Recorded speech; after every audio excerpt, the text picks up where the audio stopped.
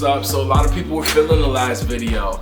Really just made this just to kind of touch on a lot of the emails I've been getting lately about people asking about how to grow their fan base. And shoot, as an artist, I wanted the same thing. So I went and asked around a few people in the industry who are a lot more successful than me. Just kind of found out for you guys some of the things people are doing, new artists are doing that are, you know, successful. One of the biggest things I say is probably your mentality. You know, sometimes you're gonna have to do things yourself, and you're gonna want to be confident in yourself and believe in yourself when nobody else does. I'm talking about you gotta get clever with it, man. You gotta be starting at ground zero. You gotta be at your own apartment, you know, slipping CDs under doors, man. You know, like, hey, yo, check this out, you know, just slipping under there. If they forget it, you know, you throw another copy, you know, just for their friend, you know what I'm saying? Man, I'm talking about you need to go hit the mailboxes, you know, you need to be slipping them in the phone books, you know, just like right under there, you know what I'm saying? You know, where people can see it. This is promotion. Exposure, nigga. Exposure. With that said, make sure it don't burn any bridges, you know, always keep your door open to opportunity. Never close doors because you think you have to do everything yourself. You don't. But if you don't have a team, you know, sometimes you're gonna have to be you might be the only one supporting yourself. But never let anything kill your drive. This also might mean investing in yourself. You know that saying, you have to spend money to make money? Well, it's true. And a lot of people will come with that excuse, you know, I don't have any money, I'm broke. You're not broke, you just spend money on other things that you feel are more important. And that's cool, you know, but if this is your #1 priority, you might have to cut back on certain things. You know, instead of spending $200 a month on weed and alcohol, you might want to invest in your musical career or whatever you want to do. Along with that is your presence. When people see your music and hear it, you don't want to sound cheap. You don't want to sound like you're just rapping to the computer mic over beats that you ripped off of SoundClick. You want to actually have studio quality and get the best sound you can. It would count more for you to go to the studio and record one hit song, one really good song, than to pump out 5 shitty songs and throw them up online. You don't want people to hear your trash material. You want them to hear you at your best. Keep in mind, everybody knows somebody. If your music is good, then they're liable to tell another person about your music. Now keep in mind, I've probably been doing music for about 6 years, 7 years now, and I've really only been going hard with the online thing about a year, you know, since last June. And since then, you know, I've got 5,000 subscribers. I've got 1.6 million views. Now, I'm not everything, you know, I'm not saying I'm all high and mighty or nothing, but you know, I've gotten to a certain point. So I'm saying it's possible, if you keep some of these things in mind, it's possible for you to move quickly. But first, you have to master the art of listening.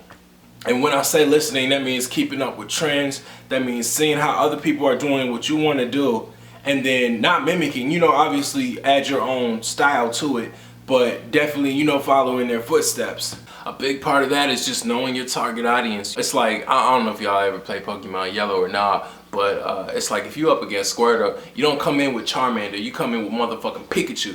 Second, just be real, be yourself.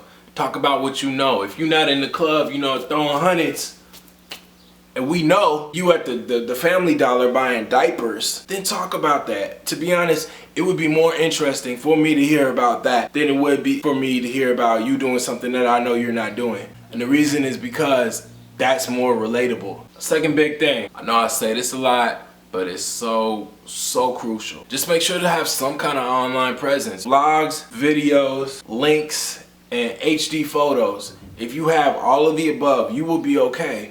You may not be swimming, but you'll be floating. You want to at least be on the radar. Because even if you have been doing music for however long you've been doing it, if you're not seen by anyone, then it doesn't matter. Now in talking to the online marketing manager at Rhymesayers, I learned a few things about how Facebook works, about how Twitter works. The gist of it is you get punished when you post links and content from outside websites. You get punished, so you won't always appear on other people's news feed. They have some kind of point system they use or whatever.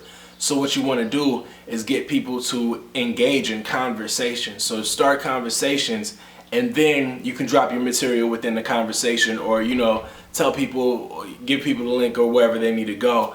But when you just post straight links and just expect people to see them, it won't even appear. It won't even be on people's radar if you spam. What you want to do is give your music and give your brand a value. So And you can do that by engaging with people and, you know, reaching out to people, talking to people, and just starting interesting conversations, having something of meaning to actually bring to it. So when you think about, you know, when you're getting ready to post something, if it doesn't have any value, don't even post it, because sometimes less is more. Even if you say less, if what you're saying is quality, you know, quality over quantity, if what you're saying is quality stuff or something, you know, that will relate to a lot of people, or it relates to your music, whatever you do, then that will go further. And if you can, you know, get organized, make a schedule for yourself and for your fans, just so they know when your drops are going to be, or have an idea of something to anticipate. Like, my people know that I drop good beats on Monday, I drop weird shit on Wednesdays, and I try to drop at least maybe twice a week, once if it's really good, you know, something to keep people, you know, waiting for the next drop. Because what it is it's about momentum. And when people go viral, they have so much momentum behind them that, you know, they shoot up and then, you know, they get signed or whatever it is. And it happens like that overnight. But if it doesn't happen overnight, which it doesn't for most people, you need to build up that momentum and get people riled up about whatever you're doing. But people can't support you if they don't know what you're doing. Also, when you get real serious about it, take like 15 minutes a day just to sit down and kind of reflect on what you're doing, what's working, what's not. Because chances are, if it worked once, it'll work again. Another big thing is when you're reaching out to people, you want to make long-lasting impressions.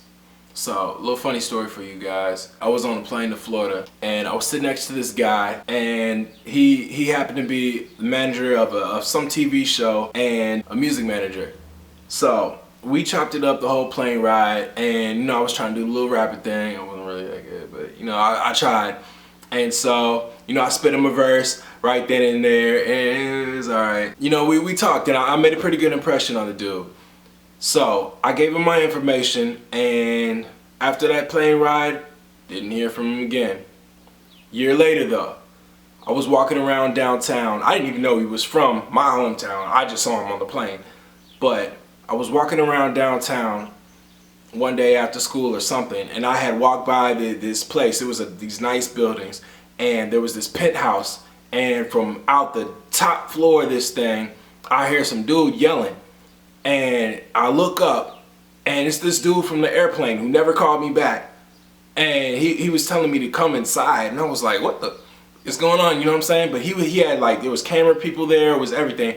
And he invited me in, and I got to freestyle on his show. I guess he was filming an episode there, and I got to freestyle on his show with my friends and everything. And it was cool, but it's kind of like, that goes to show that, you know, if you make a good enough impression on people, that you may get opportunities just by them remembering you. But it also works the same way with your relationship with your fans. So make sure that they get to know you as a person, because in the long run, that'll come back to you. Also, if you are out doing shows, have merchandise ready.